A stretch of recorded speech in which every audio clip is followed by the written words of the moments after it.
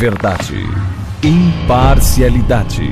Começa agora o programa A Hora da Verdade. A apresentação: Carlos Frederico Gomes. A coisa está complicada.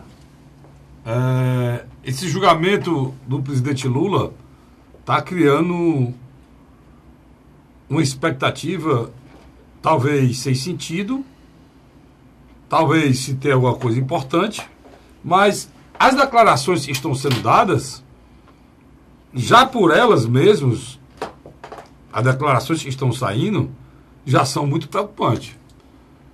Claro que ninguém leva em considerações algumas imbecilidades ditas aí nas redes sociais, né? Infelizmente, as nossas redes sociais estão muito cheias de mentira, muito alarme falso, muito balão de ensaio, muita coisa para chamar a atenção.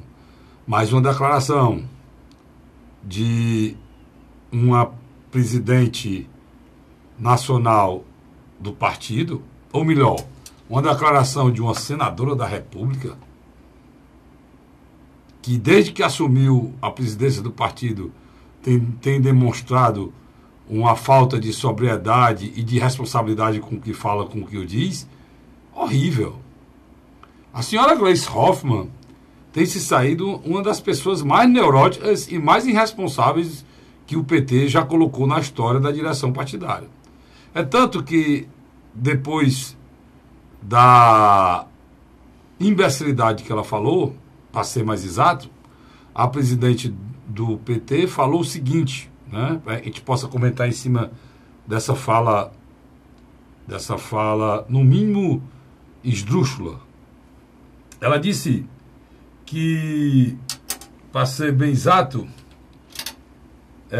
afirmou em entrevista ao site Poder 360 que, para cumprir um pedido de prisão do ex-presidente Lula,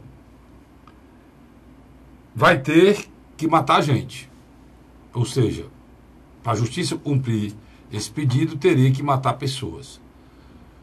E eu lamento profundamente. Primeiro, porque é presidente de um partido, e o PT, que foi um partido muito fundamental na história da redemocratização brasileira. Eu lembro muito, não é a história que eu ouvi contar, né? Eu acompanhei muito bem isso, né?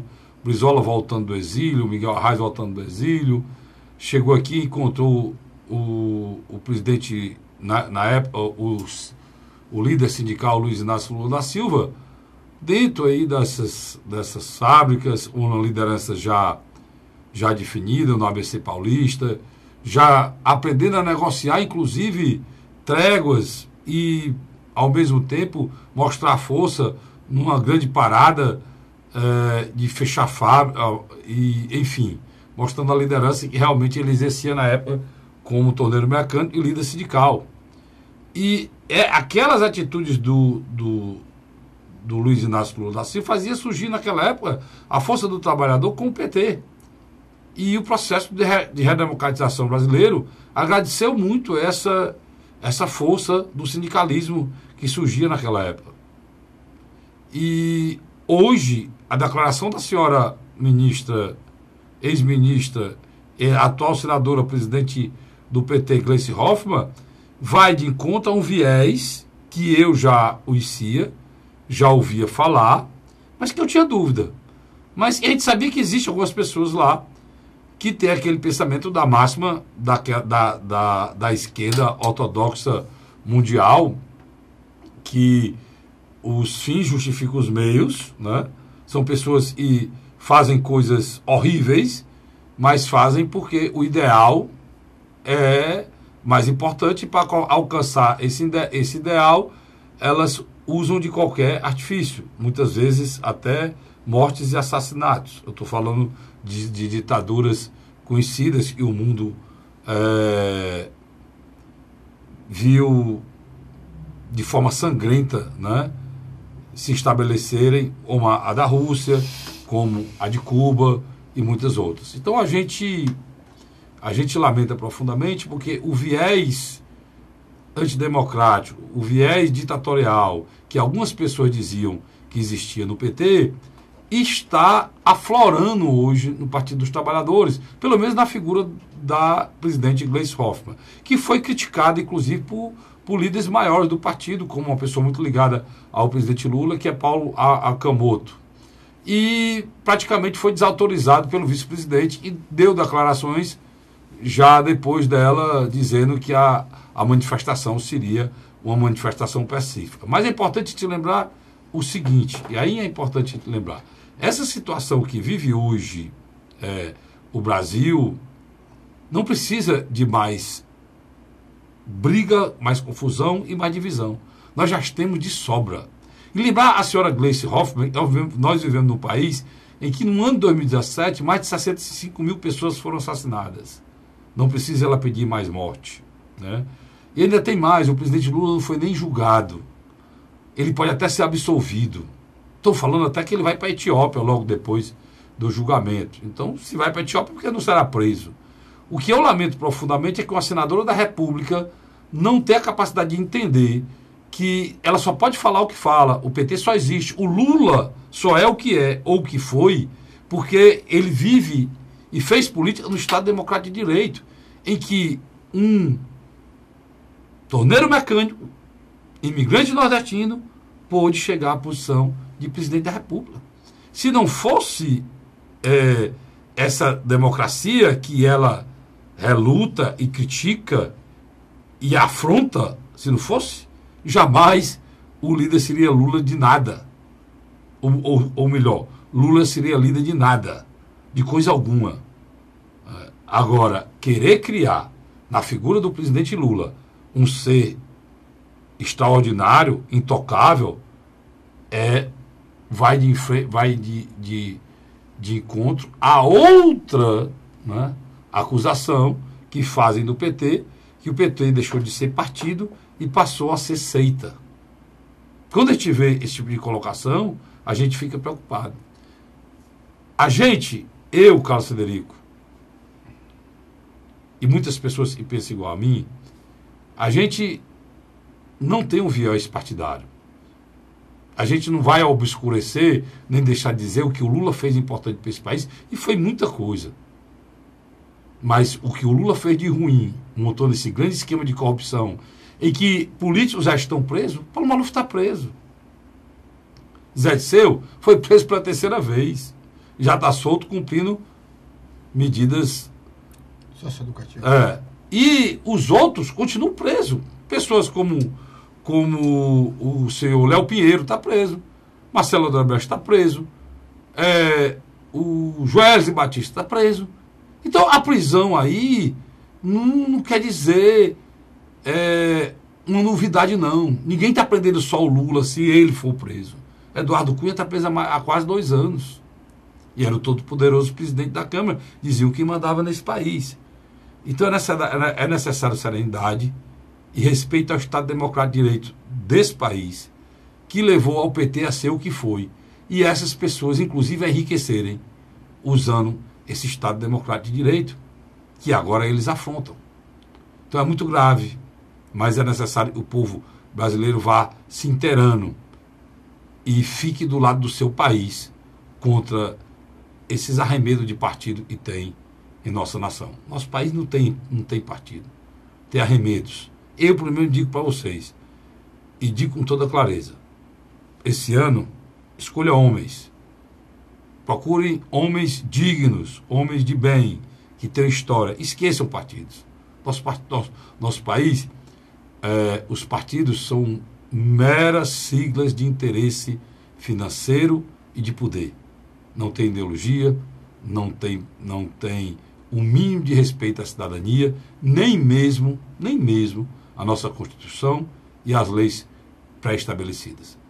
É o que a gente tira quando faz uma análise de uma declaração de uma presidente de um partido, talvez do presidente que se diz, do partido que se diz mais ideológico do Brasil. Sai com uma declaração vergonhosa, imoral, irresponsável como essa. E essa matéria está no meu blog. Eu fiz um comentário parecido com esse aqui no blog do castelico.blogspot.com, e você vai lá e você vai ver essa matéria e outras também.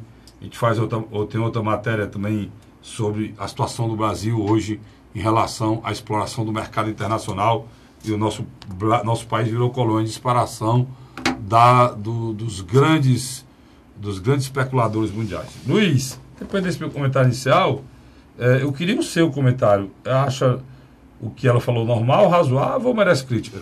Vamos fazer aqui um pequeno corte no que você falou. Eu quero introduzir outra visão. Na última terça-feira dessa semana, o ex-presidente Luiz Inácio Lula da Silva participou de uma manifestação no Rio de Janeiro, no teatro da Oi, aquela operadora que está com uma série de problemas e, que você mal lembra, foi uma das financiadoras da família de Lula, no passado recente, de um dos filhos dele. Mas, especificamente, Lula, quando se reuniu com intelectuais e artistas no estado do Rio de Janeiro e na sua capital, notou que o público era bem menor do que ele esperava. E um detalhe, Carlos Frederico, Chico Buarque não foi. Chico Buarque, que até 2 anos atrás ficava ao lado de Ciro e Dilma Rousseff, hoje já começa a se distanciar fisicamente. Assinou, sim, o apoio a ele que os intelectuais e os artistas fizeram, mas não quer mais estar na presença dele. Por quê? O mesmo diz que quando chega em determinados locais no Rio de Janeiro, literalmente, ele é expulso dos locais. Ele diz que quando ele está andando na praia, as pessoas xingam ele. Ele já notou que são de todas as esferas sociais, não só a classe média carioca.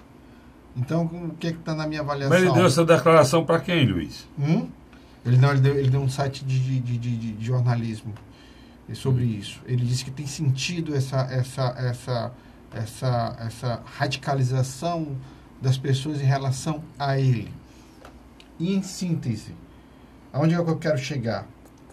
O ex-presidente Luiz Inácio Lula da Silva, Carlos Frederico, se tornou hoje um cara leproso em todos os sentidos. Eu acho, já discordo um pouco de você, porque eu acho que ele tem uma grande liderança hoje no país ainda, mas ele só exerce essa liderança e só reconquistou um pouco dela no caso do Michel Temer. Se não tivesse havido a normalidade se ter acontecido o impeachment e esse governo fosse um governo parecido com o Itamar Franco, não precisasse ser tudo, isso não, bastava ser o que foi, ser 20% do que fez o Itamar Franco, ser um governo razoável, o governo não perseguisse a população mais pobre, que não transformasse a vida das pessoas nesse verdadeiro inferno que foi transformado. Sim, crise ética. Não fosse um governo irresponsável, não fosse um governo perdulário, não fosse um governo de respeito à cidadania. O problema é que o governo é ruim e perseguidor. É desastroso demais. É ruim e perseguidor. Aí fez com que isso acontece até nos municípios do interior e acontece também a nível de país. As pessoas pensavam que não, mas acontece. Quando você estabelece que uma coisa é ruim, mas que a que vem depois é pior, você sente saudade até de coisa ruim. E as pessoas estão sentindo saudade do período do governo Lula, em que a situação era boa. Principalmente no Nordeste. A situação era boa. O Brasil crescia no governo Lula, no segundo governo Lula, a uma faixa de 4%. Em média. O Brasil tinha muito dinheiro nos bancos, para emprestar para quem quisesse, tinha facilidade de compra para tudo, a inflação controlada, a moeda mais ou menos estável e abrindo linha de crédito. O Brasil não parava de abrir linha de crédito. E a população emergente crescendo, comprando e consumindo, e quanto mais consumia, com emprego. Quanto mais consumia essa população emergente, são 30 milhões de pessoas que não consumia ou consumia muito pouco, passaram a consumir mais. Esse consumo levou da Argentina. Levou a um crescimento de pequenas, médias e grandes empresas, ao ponto do comércio no interior ser duplicado, triplicado. Tem cidade que tinha uma quantidade X de comércio, praticamente dobrou, além de junto com isso, aumentar o número de imposto, aumentar a arrecadação dos estados, aumentar a arrecadação dos municípios, o município poder contratar mais, os municípios passaram a contratar mais pessoas, passaram a empregar mais pessoas, e esse ciclo vicioso de qualidade perdurou durante esse tempo. O Brasil bombando, porque o aço lá em cima, a soja lá em cima, O minério de ferro. o ferro lá em cima, a China crescendo a 10% ao mês, né? E comprando tudo. Então foi um momento espetacular. E as pessoas se lembram disso e esquecem o período de... O barril de petróleo alto. O valor alto, a Petrobras brincando com dinheiro, né? Literalmente brincando, montando esquema de corrupções inimagináveis, e foram descobertos depois. E hoje, o brasileiro parece de uma forma louca, assim, deu um branco nele, e ele lembra do Lula, porque o candidato é o Lula. E esqueceu a Dilma, que foi um período terrível negro de 3 anos. 5 anos e meio. Não, mas o último governo, né? O final do último governo, mentiroso, e foi em 2014, muita mentira. E os 2 primeiros anos da Dilma foram um desastre total. Né? Foi um desastre total. 5 anos e meio de tragédia. Complicado. Então, ele esquece esse período, Luiz, e faz um corte, né? Um corte e faz a lembrança do Lula, porque o candidato é o Lula. Aí acha que se o Lula voltar, toda aquela situação de o tempo perfeito, né? Tudo convergindo para o momento bom que ele pegou, vai se repetir com a simples eleição do Lula. E essa visão foi que fez com que ele não seja o que realmente ele era quando tudo foi descoberto. Tudo foi descoberto, quando o impeachment aconteceu, quando as prisões começaram, o Lula realmente desabou, não existia, era uma pessoa rejeitada. Agora, o presidente Temer conseguiu perseguir viúvas, conseguiu perseguir trabalhadores, conseguiu destruir a CLT, conseguiu precarizar as pessoas que estudam para conseguir um emprego qualificado, como essas carreiras do Estado. Ele acabou com a terceirização. Ele conseguiu entrar na vida pessoal e mexer na vida pessoal de idosos, né? Ele mexeu na pensão.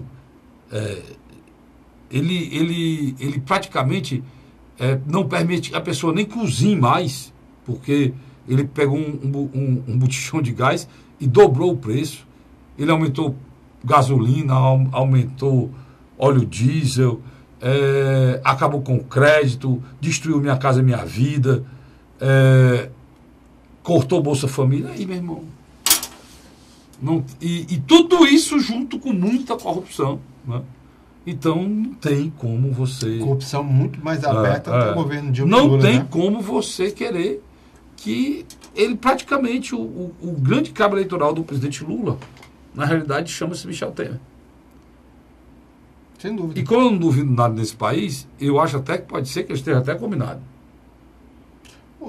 Porque o Michel Temer nada mais é, né, Luiz? Uhum. Vamos lembrar do que o vice e a continuação da Dilma. E dizem agora a novidade, né? E surgiu agora. Não sei se é porque convite, né? O Luiz deve saber, soltou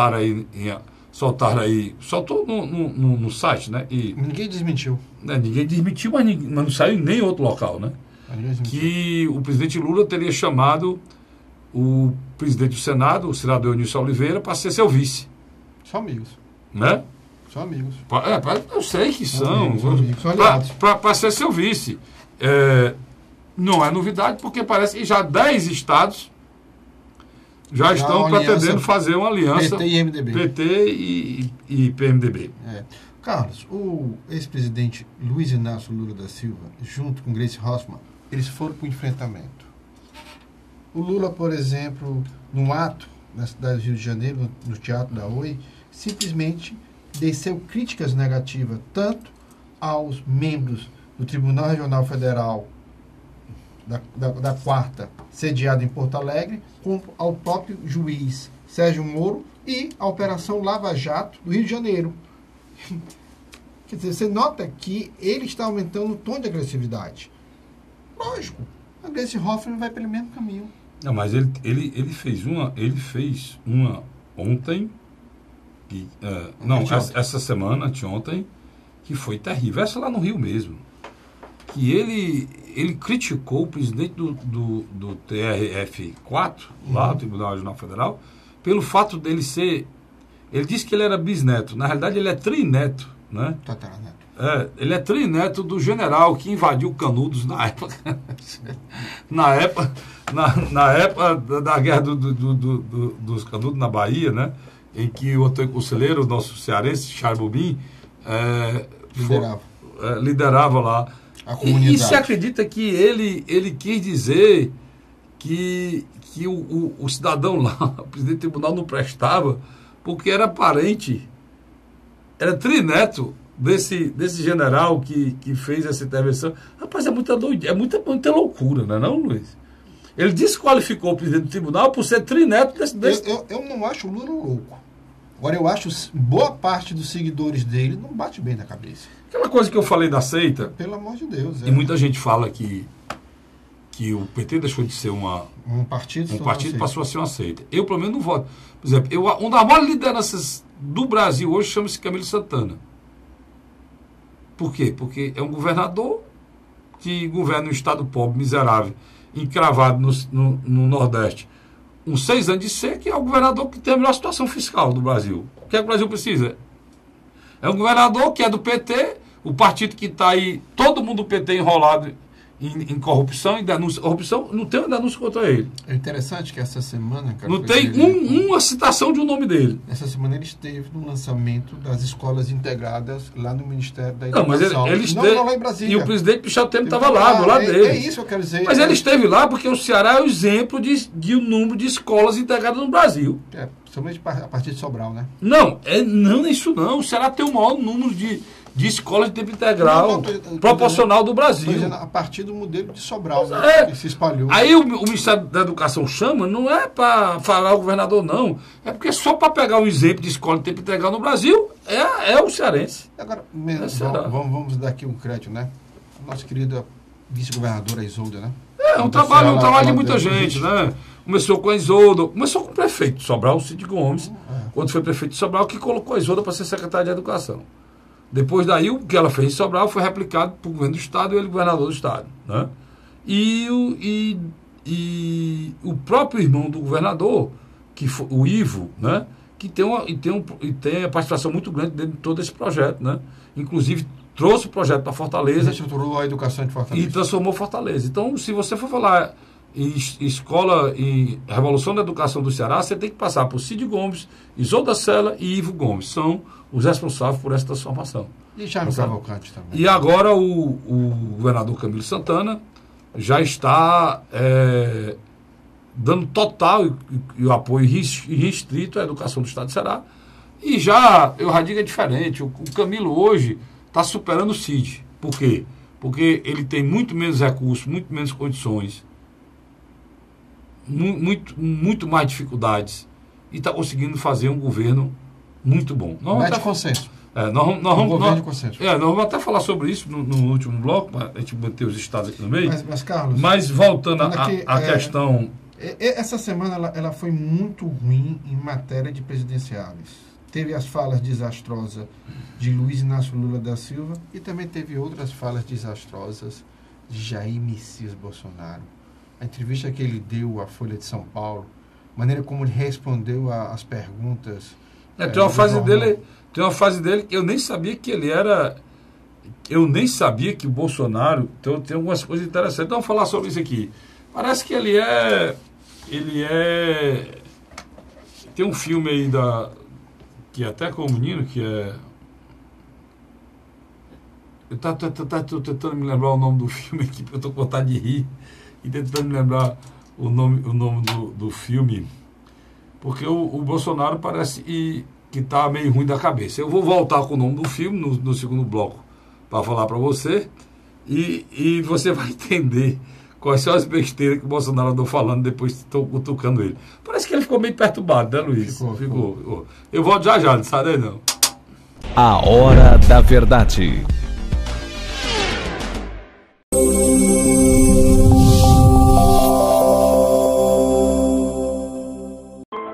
A Assembleia Legislativa começou a campanha Ceará Sem Drogas. A discussão vai ser levada para todo o estado, prevenindo a população e buscando soluções para resolver o problema. Participe da campanha. Juntos ficamos mais fortes para combater essa verdadeira tragédia que destrói famílias, futuro e muitas vezes a própria vida. Ceará Sem Drogas, uma luta de todos nós. Assembleia Legislativa do Estado do Ceará. José de Arimanteia, Uruoca. Acordo 8 horas, 9 horas, aí carrego o carro e vou lá pegar água. Aí sai distribuindo os comércios. Estrada dessa, ó, para gosto de você andar, ó. Você não gasta pneu, tem economia no bolso e anda rápido. Sertanejo pega uma estrada boa, fica feliz, fica contente. Assim como o trecho que liga Uruoca a Martinópole, o governo do Ceará está fazendo mais de 1.000 quilômetros de estradas mais importantes da vida de muita gente. Governo do Ceará.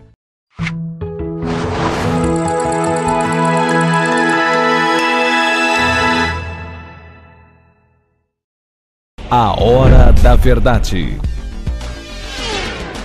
Estamos de volta com o segundo bloco do seu programa A Hora da Verdade, na sua TV Mais, canal 15 da Multiplay, e na sua TV Litoral, canal 5 da NET, tá certo? E eu disse no bloco passado, vou dizer para você o que é que aconteceu. O Luiz lembrou, e não foi bom essa semana para os presidenciários, não. Foi mesmo não, viu, Luiz? O Bolsonaro, mano, foi conversar besteira com um cara na porta do apartamento dele. Não era do apartamento dele, não era, Luiz? É, do apartamento dele. Aí deu uma entrevista longa, né? E disse muita besteira. Deu uma naquele tempo de Ciro Gomes, né? Naquele tempo, e o Ciro caiu também na caça de banana. Acho que o Ciro não cai mais não, cai ele. Pois é, mas espero que não, né? Mas ele mostrou a face que ele não tinha. Porque na internet tinha um negócio, tudo que era de bom, de mentira boa, a negada botava que era pra cima do Bolsonaro. Tinha uma estrutura boa, porque tem muita mentira na internet, você sabe disso, né? Mas olha aí, a reportagem da Folha entrevistou o deputado presidencial Jair Bolsonaro na quinta-feira passada, dia 11, em sua residência na pequena vila histórica de Mambucaba. É isso? Em Angra dos Reis. Ele mora bem, hein? Ele mora no local dos melhores locais do Brasil para morar no lugar mais bonito do mundo, que é Angra dos Reis. Bolsonaro defendeu o recebimento de auxílio moradia, mesmo tendo um imóvel próprio em Brasília. Isso aqui é uma defesa imoral, presidente Bolsonaro. Vou chamar logo de presidente. Se o senhor quer ser presidente, você não pode defender moralidade dessa, não. Questionado se usou o dinheiro do benefício para comprar seu apartamento, ele respondeu: como eu estava solteiro naquela época, esse dinheiro de auxílio moradia eu usava para comer gente. Então eu me lembrei do Anthony Hawks, do filme Canibal, que ele dá esse negócio aqui. Porque é canibalismo, é antropofagia, porque o antropófago tinha os índios antropófagos aqui no Brasil, que eram os índios que comiam carne humana, que comem gente. Outro episódio de antropófagos foram a queda daquele avião nos Andes, que as pessoas comeram carne humana nos anos 76 para sobreviver. Eu acho que o outro aqui é o Bolsonaro. Você sabe, eu estou brincando com isso porque eu só posso brincar. O cara da declaração que usava o dinheiro de auxílio moradia, Luiz, para comer gente, ou seja, para ter relações sexuais, para pagar mulheres, para ter relações sexuais com mulheres. Isso é demais, né, Luiz? Não é engraçado que você junta a votação do Lula, a votação do Bolsonaro em algumas pesquisas, dá quase 50% dos votos. Eu vou aguardar, né? Quer dizer, estou aguardando ansiosamente essa ruma de besteirol, o besteirol do Lula, né, dele dizendo que o cara vai perseguir. Querendo censurar o cara para o cara ser trineto do general que invadiu Canudos. Né? Então é uma loucura. Essa idiotice do Bolsonaro aqui, que virou um canibal, um antropófago, né, comedor de carne humana, porque, para não dizer, e que a maneira que ele falou, inclusive em relação a comer gente, cara, é uma coisa muito é muito baixo, mas eu já sabia, eu disse pra você, eu vi o Bolsonaro conversando com o filho dele, por ele não ter ido àquela votação. Tu lembra que filmaram ele conversando com o filho dele aqui, e filmaram, e eu vi as expressões com que ele tratava o filho, eu vi ali que não são pessoas de caráter, de dignidade, de respeito, ou para ter pelo menos 1% do discurso que eles dizem ter, né, como conservador, como família. Não tem nada disso. Não tem nada disso. Eu já sabia disso. Na semana passada eu defendi o Bolsonaro aqui, não a campanha do Bolsonaro e a figura do Bolsonaro. Vou repetir o que eu disse. O Bolsonaro, para mim, é um arremedo de salvador da pátria. Se salvador da pátria não presta, arremedo de salvador da pátria é pior ainda. Agora, o que eu defendi e vou continuar defendendo e lutando contra são empresas de comunicação da minha área que usam expediente. Que usam uma concessão pública para lutar pelos seus interesses pessoais, como a Globo está fazendo agora, com o tal do país e... Como é que é o país? Eu vou já ver aqui o meu nome, o país e você quer, uma coisa parecida aí, inventando de pegar uma foto de cada brasileiro em 5.500 municípios brasileiros, para ela ficar como se tivesse uma procuração do povo brasileiro para dizer o que é que o governo tem que fazer, né? E que é uma coisa nefasta, né? Porque mandar mais do que já manda os meios de comunicação desse país, no Brasil, os meios de comunicação não são o quarto poder, não, são o poder. Eles estão destruindo ou enaltecendo quem eles querem. Estão destruindo porcarias e mereciam ser destruídas, e estão enaltecendo porcarias que não deveriam ser enaltecidas. Estão também destruindo homens de bem que não concordem com eles. Porque eles não fazem jornalismo. Estão longe de saber o que é jornalismo. Eles são altamente tendenciosos. Além de tendenciosos, eles são passionais. Eu não falo nem imparcialidade. Eles são passionais ao extremo, né, Luiz? Eles têm lado.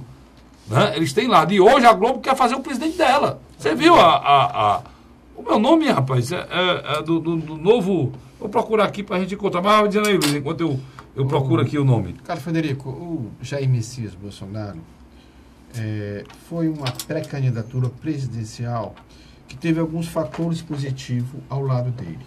O primeiro, o desmonte do PSDB através da figura do seu ex-presidente, o senador mineiro Aécio Neves. Quando o PSDB simplesmente perdeu toda a condição de liderar um bloco político e eleitoral de centro-direita, o eleitor ficou órfão. Era um eleitor tradicionalmente que já não votava mais em Lula e Partido dos Trabalhadores, caminhou em direção ao Bolsonaro como uma opção mais viável. Eu esperava pessoalmente que o Jair Bolsonaro aproveitasse esse momento, tivesse um pouco mais de maturidade nas palavras. Demonstrou que não o tem. Tem muito pouco conhecimento na área de economia, muito pouco conhecimento também em outras áreas necessárias que o presidente pelo menos tenha uma noção de administração pública. E o discurso dele agora, voltado para a questão ética e moral, literalmente foi ferido, sim. Tanto a questão de parentes que trabalham no gabinete dele, como ex-mulher, como agora a questão do patrimônio dos filhos. Eu vi muita gente que tinha simpatia pelo Bolsonaro ficar chateado. Quer dizer, isso é demonstração de que, na minha avaliação, por enquanto, Jair Bolsonaro já começa a se tornar uma peça a se distanciar do segundo turno. Eu esperava que, nesse momento, quando ele tem de 15% a 22%, e o centro político brasileiro dos partidos, como PMDB e PSDB, literalmente sem condições de lançar um candidato competitivo, eu esperava que ele conseguisse aumentar o seu horizonte, criar um discurso em que parte da população visse nele, pelo menos, uma pessoa sensata. Não precisava ele ser um PhD em economia, não. Como também um PhD em direito, não. Mas, poxa vida, ele poderia ser pelo menos uma pessoa maleável nas palavras. Eu acho que ele deve repensar, e com certeza faltou uma assessoria próxima dele para dizer: pô, deputado, vamos dar um tempo. Palavras e maneira como o senhor está agredindo a imprensa aí não está dando o resultado que o senhor imagina. Porque é o seguinte, quem vota no Bolsonaro, os eleitores fiel dele, é de 12% a 15%. Então, ele tem em média de 19% a 22%. Então, ele tem 6% ou 7% ali flutuante, o Carlos Frederico. Flutuante.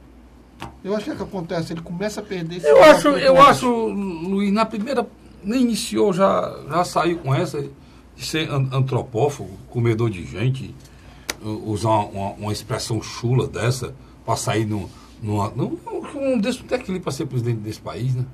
Me perdoe.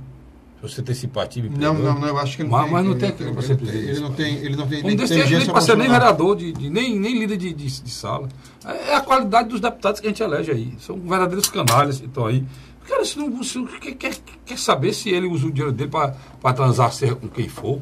Aí o cara desse é presidente do país, uma idiotice dessa. Isso é um desequilibrado, macho. Isso é um irresponsável, desequilibrado, total. Não tem outra coisa a ser dita, não. Ó aqui, ó. Olha, e agora presta atenção, nós estamos falando dos presidenciais, presta atenção aqui, que esse aqui é o maior perigo, esse aqui. Eu vou ler, como se eu fosse da Globo aqui, fazer uma campanha, vou dizer o que eles disseram no Fantástico. Ó, que todo o Brasil assiste a Globo, que leva o melhor do jornalismo, do entretenimento, isso aqui é uma mentira grande, mas vamos continuar. No esporte, em todos os cantos do país, isso você já sabe. Mas a gente resolveu fazer as contas. Quantas pessoas veem o nosso conteúdo todos os dias? O resultado nos enche de orgulho. Mais de 100 milhões. A Globo fala com mais de 100 milhões de pessoas a cada dia. O número confirmado e comprovado por empresas especializadas nesse tipo de medição. Como o público de hoje não é o mesmo de amanhã, e está constantemente mudando, se renovando, isso quer dizer que tudo que passa na Globo alcança todos os brasileiros. Nós festejamos essa marca incrível e renovamos o compromisso com você que assiste a Globo, que nos acompanha sempre. E neste domingo lançamos uma campanha, porque, para ser mais preciso, a Globo não fala com 100 milhões, fala uns 100 milhões de uns. E esse um é você. Essa campanha, 100 milhões, né? Agora vamos aqui a outra campanha, que ela se faz junta com essa, tá certo? As duas são juntas, presta atenção. Como ela fala com 100 milhões de pessoas, a Globo quer fazer o Brasil que você quer no futuro. Saiba enviar o vídeo. Ela está ensinando as pessoas a enviar o vídeo dos 5.400 5.500 municípios do estado do Ceará, ou do Brasil, ou 5.500 municípios brasileiros, inclusive os 180 municípios cearenses vão ter que enviar vídeo para a Globo ter a procuração de dizer o país que você quer, o país que você deseja. O presidente Lula falou sobre isso, que a Rede Globo está querendo transformar, e o ex-presidente Lula foi feliz quando falou, a eleição no caldeirão do Hulk, né? Já é outro presidenciável e está embutido dentro desse processo, e eles começaram a usar tudo. É um pé de barro. Os 100 milhões, quando ele fala em 100 milhões, quantos eleitores tem o Brasil? 144 milhões, é isso, Luiz? Por aí. 100 milhões o quê? Se a Globo tem 100 milhões de telespectadores, só 71. Só 140, 71 mil elege o presidente da República. 60 milhões elege o presidente da República. 55 milhões, a Globo tem quase o dobro. Ela que diz, né? Se você mandou a foto de todos os municípios desse país para ela, a Globo está se transformando numa coisa que vai ser estudada no futuro no mundo, né? Ela passa a ter uma influência tão grande de destruição, de ascensão e de formação de pessoas que dá medo o que um povo desinformado, despolitizado pode fazer quando uma grande empresa como essa tem esse poder de manipulação da população brasileira. Dá medo. Mas por que dá medo? Por conta da politização brasileira, que é muito incipiente, a população não é politizada, e por não ser politizada, e você recebe uma gama de informações violentas, como hoje o mundo nos oferece, né, numa velocidade jamais vista, você começa a manipular essa pessoa e fazer dela o que você quer. É o que está acontecendo no Brasil hoje. É necessário a gente ficar alerta, né? E programas como esse, e você não viu e ninguém falar sobre isso. Aí eu vou puxar para mim. Só eu identifiquei a peça de marketing e falei sobre isso até agora. Eu já vi Record, já ouvi gente sendo entrevistado, não vi ninguém criticar esse projeto. Esse projeto é a coisa mais oportunista que eu já vi fazer em política nos últimos anos por uma televisão. É esse projeto aqui agora. Por que é, Luiz? Que é que eu vejo aí até uma questão sociológica. Ela constrói um mosaico, né? Agora, o que é que ela fez? Um fato claro. Eu falei aqui semana passada, eu vou falar aqui de novo.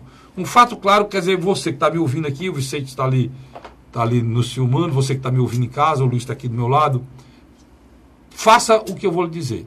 Puxa um papo sobre política em qualquer local. No seu trabalho, na padaria, no bar que você está bebendo, no colégio do seu filho, no consultório médico onde você estivesse atendido, ou sua esposa. Puxa um papo sobre política. Com o camelô, com o cara que vende fruta, ou com o cara que está limpando o vidro do seu carro, se você tiver carro, ou dentro do ônibus, se você não tiver carro. Puxa um papo sobre.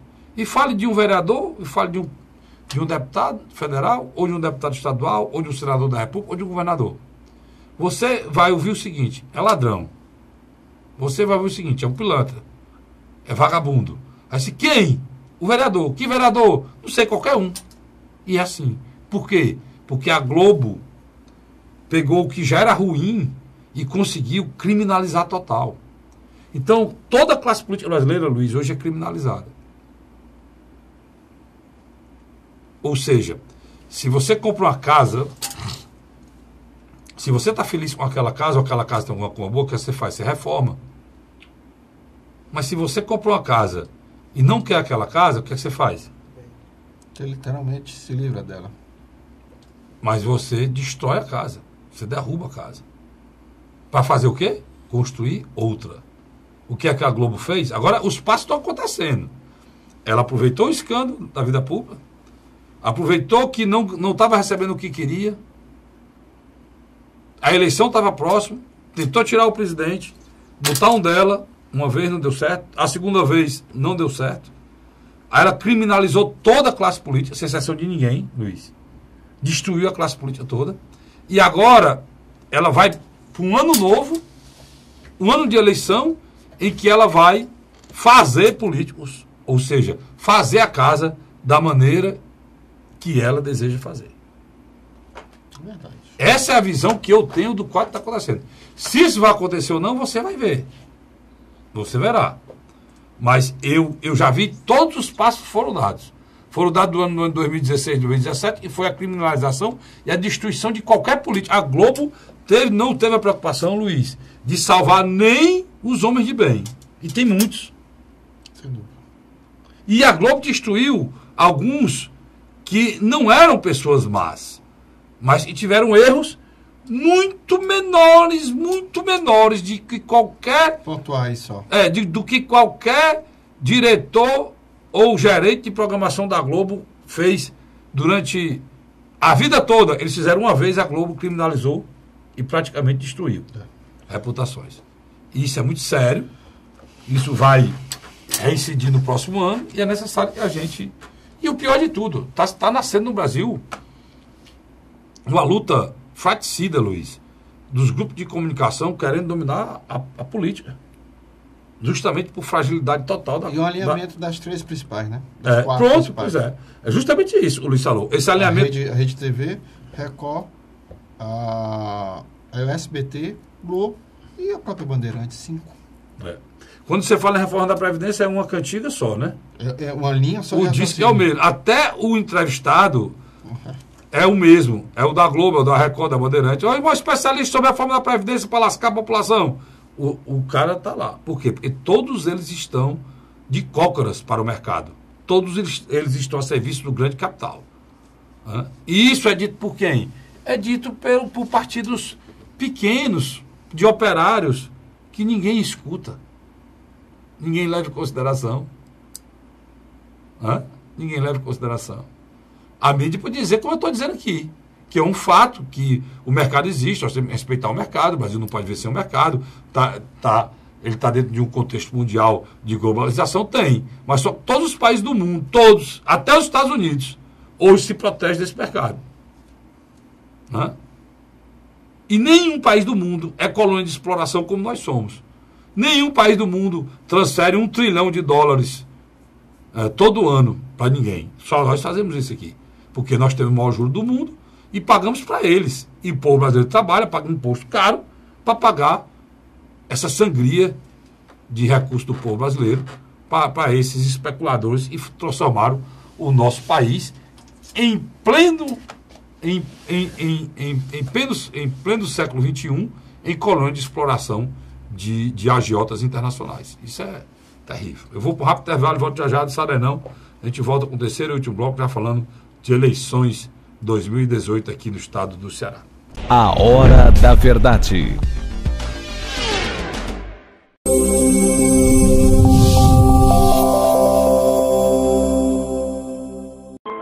A Assembleia Legislativa começou a campanha Ceará Sem Drogas. A discussão vai ser levada para todo o estado, prevenindo a população e buscando soluções para resolver o problema. Participe da campanha. Juntos ficamos mais fortes para combater essa verdadeira tragédia que destrói famílias, futuro e muitas vezes a própria vida. Ceará Sem Drogas, uma luta de todos nós. Assembleia Legislativa do Estado do Ceará. José de Arimateia, Uruoca. Acordo 8 horas, 9 horas, aí carrego o carro e vou lá pegar água. Aí sai distribuindo os comércios. Estrada dessa, ó, para gosto de andar, ó. Você não gasta pneu, tem economia no bolso e anda rápido. Sertanejo pega uma estrada boa, fica feliz, fica contente. Assim como o trecho que liga Uruoca a Martinópole, o governo do Ceará está fazendo mais de 1.000 quilômetros de estradas mais importantes da vida de muita gente. Governo do Ceará.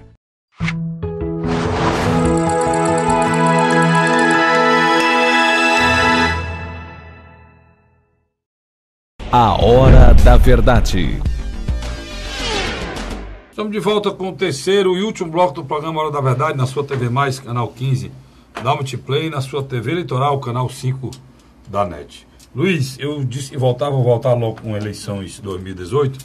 Essa semana houve muita zoada, muito burburinho, aquela possibilidade que a gente falou na semana passada do Capitão Wagner ser candidato a governador. E logo depois ele mesmo recuou, disse que não será candidato, será candidato a deputado federal e está mudando de partido. Está indo para o PROS, né? PROS. E saindo do partido do Roberto Pessoa. E aí, cara... Do Socanto. E do Roberto Pessoa, não? É o mesmo? É, o doutor Lúcio Alcântara. É. E aí, Luiz, nós não teremos eleição no Ceará, não? Teremos candidato de oposição, não? O capitão Wagner, que hoje é deputado estadual, ele teve uma boa votação em 2010, mas não conseguiu entrar como deputado. Ficou na suplência. Acabou assumindo. Quando assumiu em 2011, você se lembra que parece-me que... Estava lá no dia da sua posse, ele começou... 2011, 2012. Logo no início, uma grande polêmica com o ex-deputado, deputado que nos deixou, o Hélito Landim. Me lembro do debate. O Hélito, líder do governo. Então, na minha avaliação, quando ele se elege vereador mais votado, deputado estadual mais votado 2 anos depois, e agora disputou o segundo turno com o prefeito Roberto Cláudio, ele notou que ele tem um capital político próprio. Ele não quer mais depender dos outros. Quando eu falo dos outros, literalmente ele não quer mais depender de Lúcio Alcântara, não quer mais depender de Eunício de Oliveira, não quer mais depender... Ele já era maior do que o PR, né, Luiz? Vamos falar bem claro aqui. O programa da verdade, ele já é muito maior do que o PR. O matéria de voto, sim. Muito maior do que o PR. Mas o PR lançar um candidato a prefeito de Fortaleza para tirar a votação. Não tem. A liderança dos políticos do PR são pontuais, isoladas. A do Roberto Pessoa é uma coisa de Maracanaú. Lúcio Alcântara Lúcio Alcântara é o histórico. É o histórico de vida dele, mas A Gorete Pereira é uma deputada também limitada, né? E o doutor Lúcio é uma história de vida de muitos anos, mas já parece que o doutor Lúcio já recolheu o tênis pouso da vida pública, pelo menos nos últimos anos. A própria Fernanda Pessoa já está no segundo. A Fernanda Pessoa é filha do Roberto Pessoa, é a mesma. É a mesma liderança, não tem diferença nenhuma, é a mesma liderança. Fernanda Pessoa e Roberto Pessoa é uma só. Né? Agora, eu estou querendo dizer com isso que o Capitão Wagner já era maior do que o PR. Ele é maior. Já era maior do que o PR lá dentro. Está saindo agora para liderar um partido. Lamento, um partido que eu tenho sérias restrições pelo que já fez no Ceará, já foi do governo, foi ligado ao Ciro, depois teve um expediente terrível, quando os caras exigiram dinheiro para... Né, Passou pelo Odorico. Deputado federal. Agora já saiu do Odorico. Passou agora há poucos dias. Quer dizer, passou meses. Meses na mão. Quer dizer, como eu disse aqui no início, o Brasil não tem partido. O Brasil tem siglas interesseiras, vagabundas como essa, e são... De controle de famílias. Pois é, isso é uma coisa terrível. Agora, o que eu não aceito é que eles falem um dos outros. Digam que, olha, o partido tal... são todos iguais, cara, não tem diferença nenhuma. Né? Falem uma oligarquia, falem controle de família, tudo igual. Todos eles... Esse prós era um dia desse do Odorico. Que já estava dando... E antes foi do Ciro do Cid. Antes, não, mas lá atrás, antes do Odorico, tinha passado por outra pessoa, que eu não estou me lembrando aqui. Não, por ele mesmo. Não, antes do Odorico foi do Ciro, depois do Ciro ele passou para outra pessoa e depois foi para o Odorico. Teve outras pessoas com esse partido, né? A própria família do Domingos Filho teve lá também. Pois é. Então, naquele tempo lá que o Cid estava na época da eleição, o PRO chantageou o governador. E o Eurípides chantageava. Chantageou o governador na época de não poder lançar candidato a deputado estadual, exigindo um valor. Deixa um minutinho. Toda a direção nacional, ele passa uma senha ao seu diretório estadual para que registre os candidatos. Quem faz isso é a direção nacional. Não foi entregue a senha. Não, a senha foi entregue, presta atenção, e foi mudada. Pois é. A senha foi entregue, a senha foi mudada. E o partido no estado do Ceará não tinha acesso ao TRE para registrar as candidaturas. Qual o motivo? Eles queriam que o governo, o governador na época, o partido do governador na época, aqui o estado do Ceará, contribuísse com o valor a nível nacional. Era chantagem financeira. Chantagem, cara. Pois é, lamento só, capitão, o partido que o senhor escolheu, mas estou a dizer que o senhor não tinha muita opção, não. Eu não conheço nenhum que preste por aí, não. Deixa eu fazer um parênteses aqui. O deputado Capitão Wagner, há 6 meses, trabalhava com a mudança partidária. Ele tinha um leque de partidos do seu interesse. Ele tinha um PHS, chegou a conversar com o PHS, não fluiu a discussão. Depois procurou outros partidos, como o PTB, e por aí foi. Até o próprio Podemos, que antigamente era o PTN. Só que quando ele conversou com a direção nacional do PROS, ele encontrou um terreno fértil. E logo depois ele indicou um presidente para organizar a casa, que era o ex-vereador Marcelo Mendes, e agora, dia 25 de janeiro, o próprio está indo. Na minha avaliação... Meu amigo Marcelo Mendes, um abraço. Que é telespectador desse programa. E eu espero... O Marcelo vai tomar conta aqui? Ele vai ser o vice-presidente. Então, o Marcelo Mendes sabe o que eu estou falando aqui. Ele já foi vítima disso no partido anterior dele. Do PTC. Olha aí, Marcelo. Foi vítima disso. Olha, deixaram o Marcelo sem direito de ser candidato. Me lembro. Né? O rapaz lutando pelo partido aqui. E eu fui uma das pessoas que me insurgi contra esse tipo de vagabundagem. Tipo de política, né? Que fazem com esses... Todo mundo já viu o que é que aconteceu a nível nacional com esses partidos, o que acontece a nível nacional com esses partidos. A ida do Capitão Wagner para o PROS, ele manda o seguinte recado. Ele vai montar um grupo político dele. Ele vai tentar eleger... Isso aí é claro, Luiz. Ele vai tentar eleger esse deputado federal. E levar mais um. Vai tentar eleger 2 estaduais. Provavelmente ele vai trabalhar especificamente o soldado Noélio. Vai trabalhar especificamente o soldado Noélio. E mais outro também ligado às corporações militares, quer dizer, que é a base dele. Mas como ele sabe que ele tem um capital político maior do que essas corporações, ele sabe que ele vai sair muito bem votado. Deixa eu te perguntar uma coisa. Mas só terminar. Então, o que acontece? Ele dá um passo à frente importante, mas também desarruma a oposição.